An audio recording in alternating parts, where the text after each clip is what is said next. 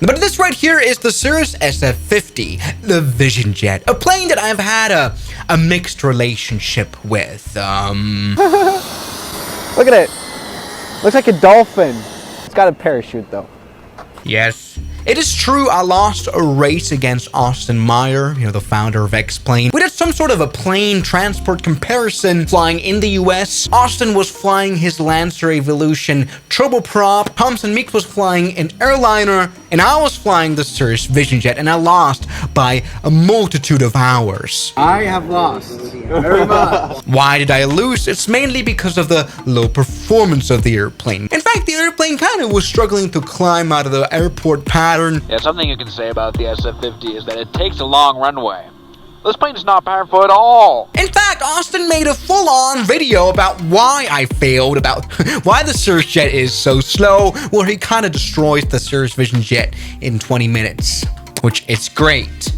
Overall, to summarize what he said about why the Cirrus Jet is so slow indeed, it's because of the fatness of the fuselage. Take a look at that. I mean, yes, the airplane is very comfortable. You have a lot of space in here. You've got a lot of seats in here in this family configuration, but that's going to be a lot of drag. Just like these wings right here, which as you can see are not swept at all. They are as straight as an arrow, which is also not good for flying faster, especially at cruise flight, which is why this airplane has a top speed of only 0.53 Mach. With enough tailwind, your Cessna's gonna be faster than that. No, just kidding. But you don't want to compare it to conventional big private jets, like the Cessna Citation X. This one has a Mach number of 0.935 on the max speed, pretty much twice as fast. Yes, the airplane is slow. The small engine, the Williams FJ33, which only allows for a maximum of 8 kilonewtons of thrust, which is not enough. It's just not able to cope with the high drag of the airplane. It's not super aerodynamic. It's kind of like a fat dolphin. You would need a big engine to power all that airplane to actually get off the ground quickly. Take a look at it, the acceleration. It's insanely slow. We're now taking off at Sedona Airport, which is kind of the biggest airport that I would trust the Cirrus Jet at. If you live in the mountains at high altitude, I really wouldn't recommend this airplane to you. You can do it. 80 knots. Yes, and we're taking off. Barely. The Cirrus Vision Jet really isn't powerful at all, although we're using quite a lot of fuel, 151 gallons per hour. While the range is alright, this is still a lot of fuel that the airplane uses, which is why, for the price of $3 million, it's quite impressive for what a package you get, but you're just better off buying a turboprop at that point, or maybe save until you have a little bit of money, or maybe buy a used jet. This airplane, it's not very jet feeling. Take a look. We're climbing at 1,400 feet per minute, and we're not able to gain speed. Hey, there we go. It's time to tune the SF-50 indeed. Everybody, in my plane design lab, I've come up with genius ideas to put bigger engines on the SF-50. Here's the usual SF-50 with the FJ33 engines, and here is an upgraded one. Take a look. We also have this, and we also have this. This is not going to go well. Anyway, we're going to start off with the actual reasonable choice. This is the engine of the PC-24. The PC-24 employs not the FJ33, but the FJ44 engine. These are used in lots of different private jets. We've now done the upgrade, which gives us up to 16 kilonewtons of thrust, twice as much as the small Cirrus Jet engine. Hey, and it doesn't look too bad. It doesn't look as sleek, but take a look. This airplane gives us now twice as much power, which is going to be perfect. We won't even need that power. This is actually once again the most reasonable choice of engine. We are very fast, let me tell you. This airplane can now accelerate at insane amounts. Take a look. Very nice, twice as fast.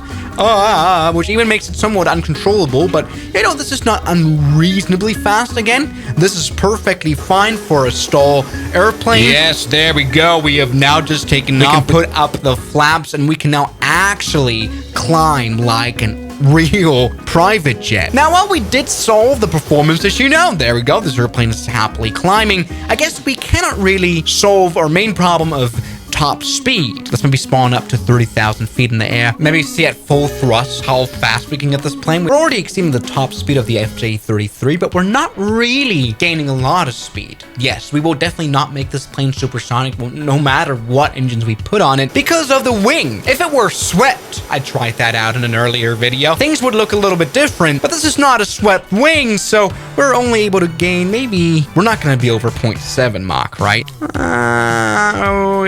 There's no way we're going to be faster than this. Still not very fast, but I guess this is actually a reasonable solution. After all, we're flying quite happily. This is not too much drag here on top. This is just way too reasonable. We need the Cessna Citation X. Everybody take a look at this beauty. Everybody, let's maybe move to Rolls-Royce territory with the AE 3007. That's a stupid name, but it's a beautiful engine. These are once again used on the Cessna Citation X. It's a bigger plane. It's really bigger than you'd expect. How much thrust do we have here? Oh, 33 to 42 kilonewton. That is quite a bit more than twice as much. We could power several CirrusJets with that power. It's gonna be great. And what I especially love about our upgrade here now is that we have this beautiful shovel right here. Yes, we have reverse thrust. That's gonna be great. Let's maybe take off here. It's gonna be easy. We don't even need the flap.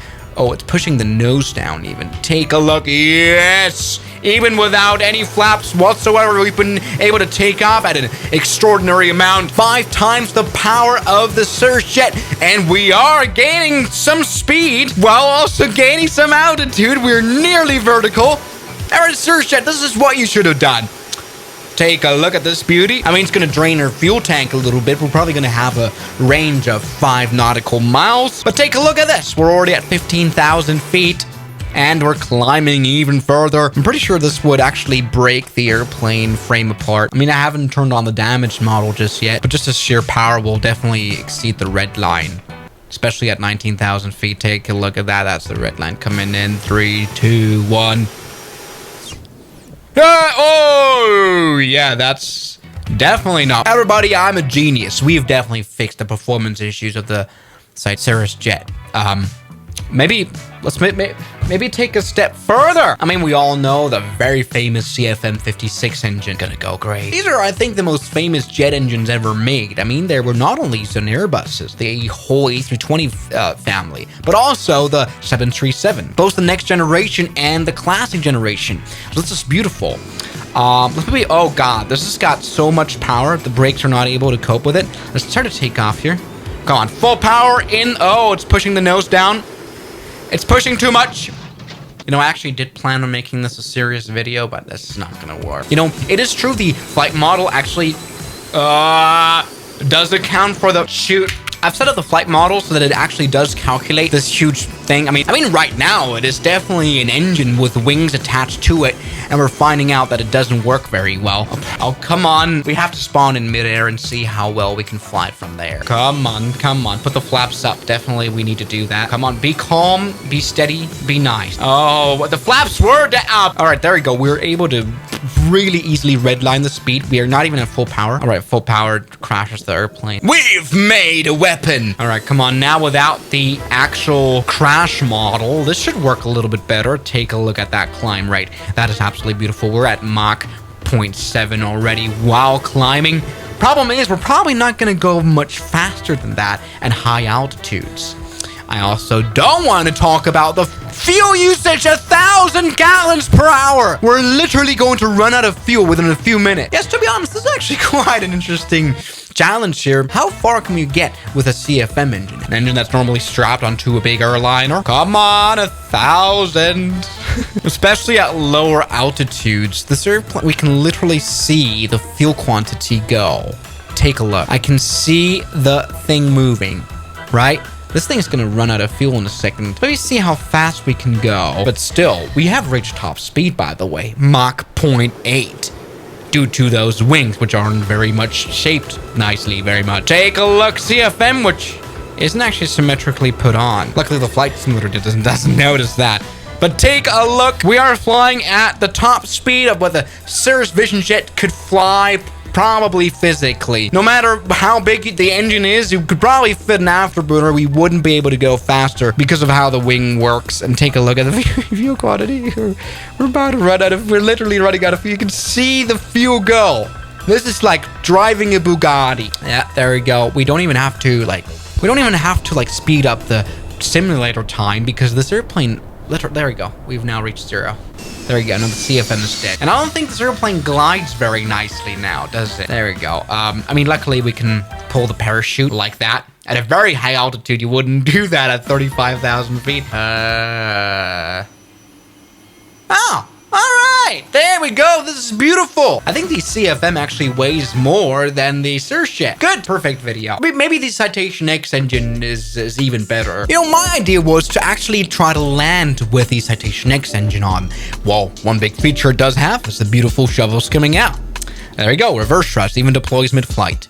Let's maybe see how well we can land the CirrusJet down on the runway. Looking fine. Come on. Now landing. And maybe go full power in the reverse thrust.